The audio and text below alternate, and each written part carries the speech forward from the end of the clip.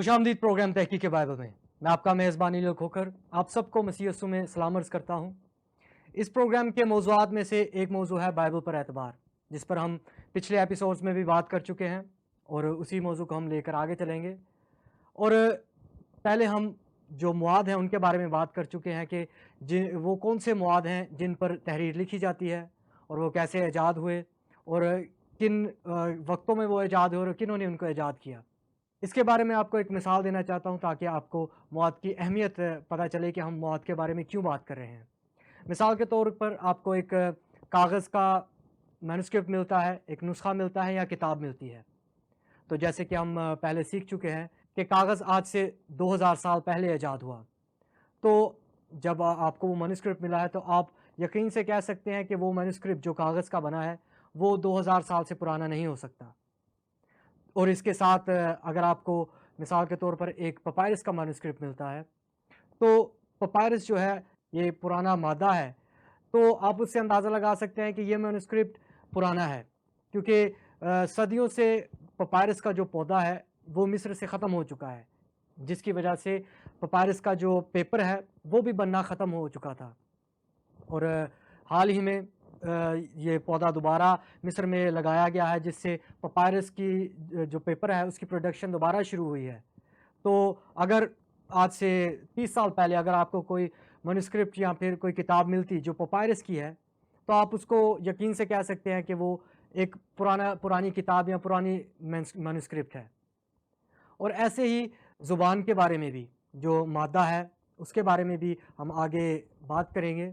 और जो तहरीर है उसकी अहमियत यह है कि मिसाल के तौर पर एक आप ज़ुबान पढ़ते हैं, एक तहरीर पढ़ते हैं जो बहुत पुरानी है, जैसे कि इंडिया पाकिस्तान में संस्कृत है।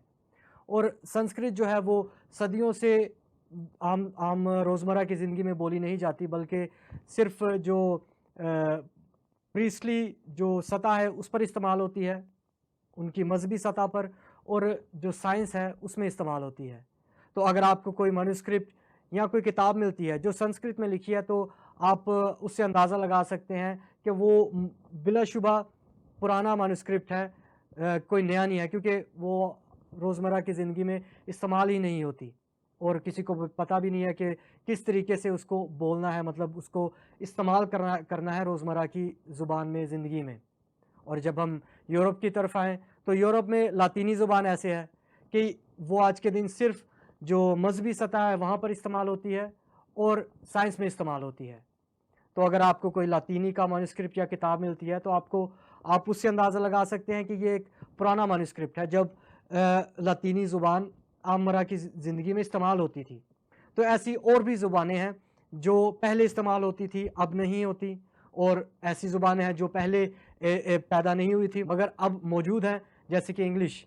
इंग्लिश एक काफ़ी नई ज़ुबान है और उर्दू भी काफ़ी नई ज़ुबान है। तो अगर आपको एक मैन्युस्क्रिप्ट मिलता है जहाँ पर उर्दू लिखी है या इंग्लिश लिखी है, तो वो हज़ारों साल पुरानी नहीं हो सकती, क्योंकि ये एक नई ज़ुबान है। और इसलिए हम पहले मादा पर तहकीक कर रहे हैं कि कितनी किस्मों का मादा है जिस पर तहरीर लिखी जाती है, और इसके साथ-साथ फिर हम देखेंगे कि मुआद जो जैसे कि ज़ुबानें और तहरीर है, वो कितनी किस्मों की है और वो कहाँ-कहाँ ईजाद हुई हैं।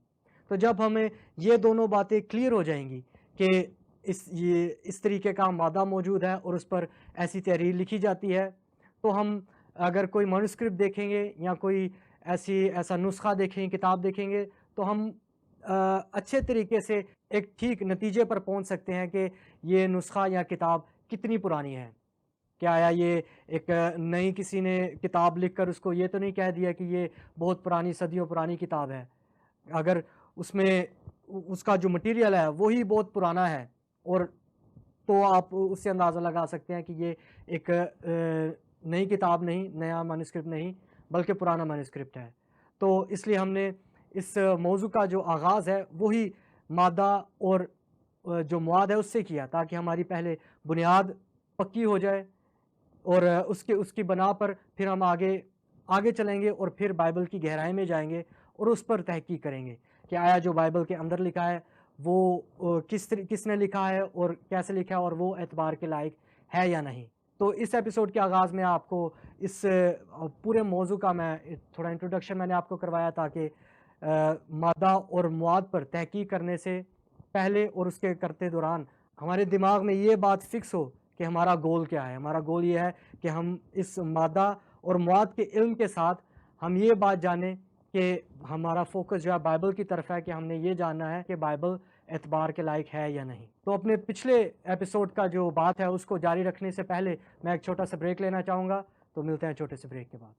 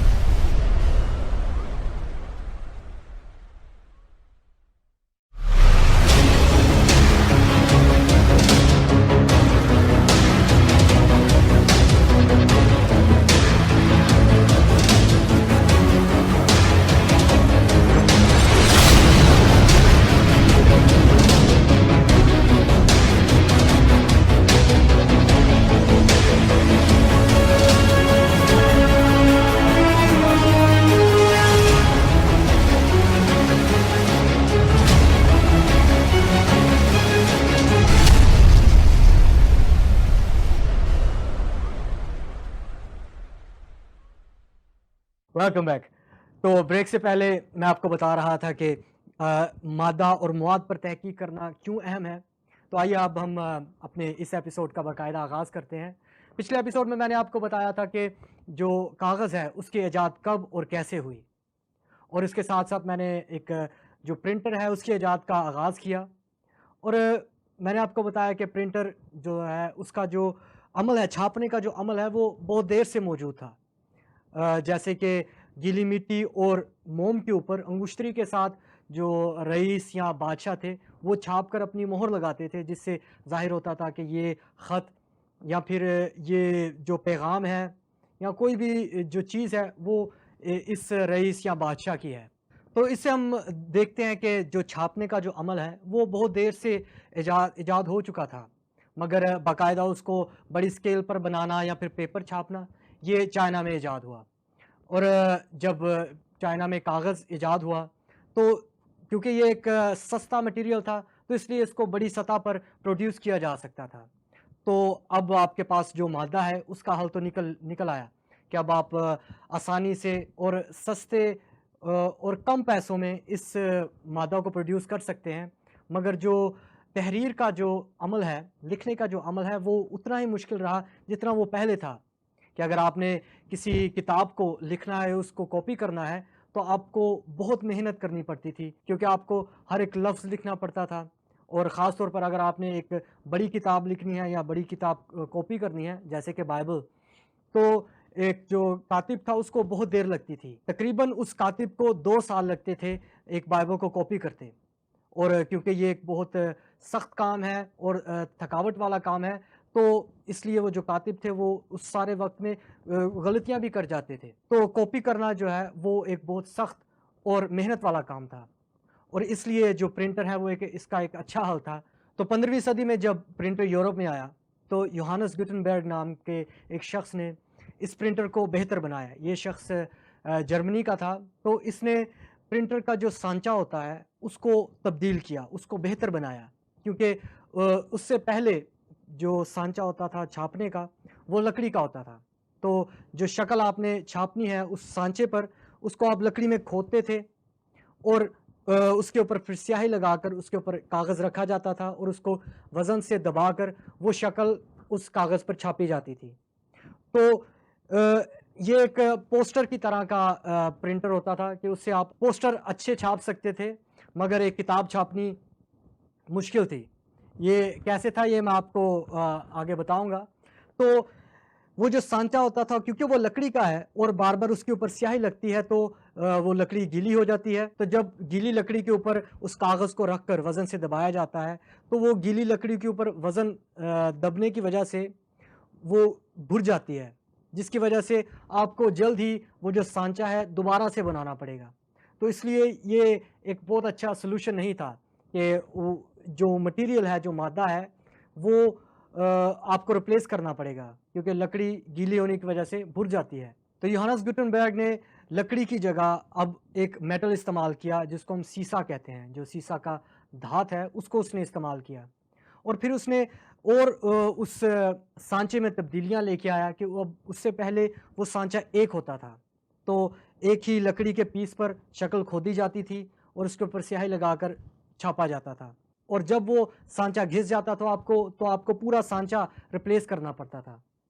تو اب گوٹنبرگ نے کیا کیا کہ پہلے تو اس نے اس کا مادہ تبدیل کیا، لکڑی سے سیسا استعمال کیا، ایک دھات استعمال کی، اور اس کے ساتھ ساتھ اس نے ایک بڑے پیس کی جگہ اس سانچے کو ٹکڑوں میں تقسیم کر دیا کہ اس نے ہر جو حرف ہے اس کے لیے علیحدہ سانچہ بنایا۔ تو اگر ایک حرف جو ہے وہ خراب ہو جائے تو اس کی جگہ وہ دوسرا جو حرف ہے اس کو بنائے گا۔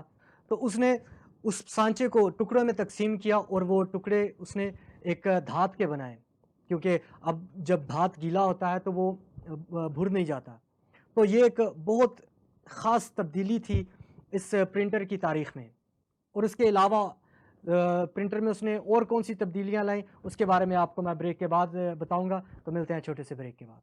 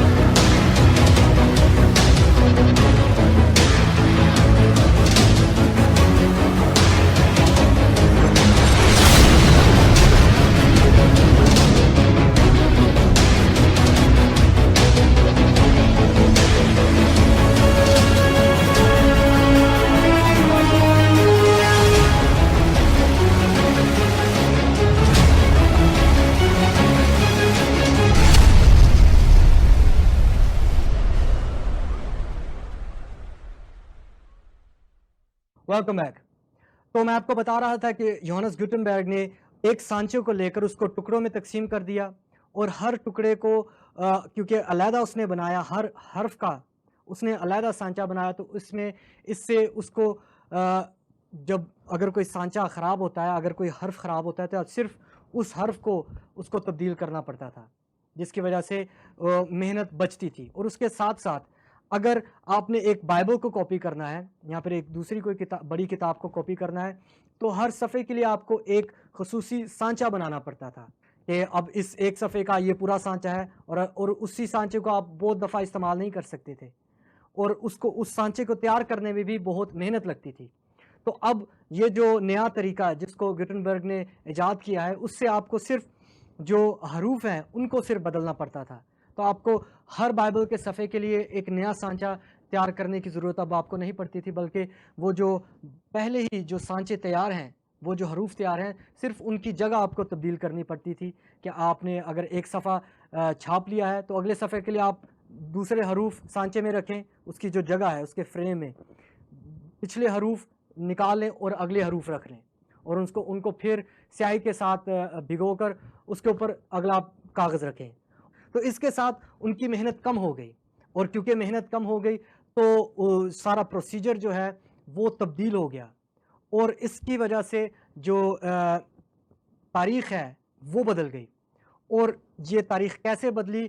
اس نئے قسم کے پرنٹر کے ایجاد کی وجہ سے۔ اس کی گہرائی میں ہم اگلے ایپیسوڈ میں اور اس کے ڈیپ جائیں گے، تاکہ ہم دیکھیں کہ اس جو نئے قسم کا جو سانچہ ہے اس کا اثر کیا ہوا، لوگوں پر کیا ہوا، اور پرنٹنگ پریس پر کیا ہوا، اور آخر کر ہمارے پاس یہ جو کتاب اس شکل میں موجود ہے کیسے آئی۔ تو اپنا خیال رکھیے گا، ہم ملتے ہیں آپ کو اگلے ایپیسوڈ میں۔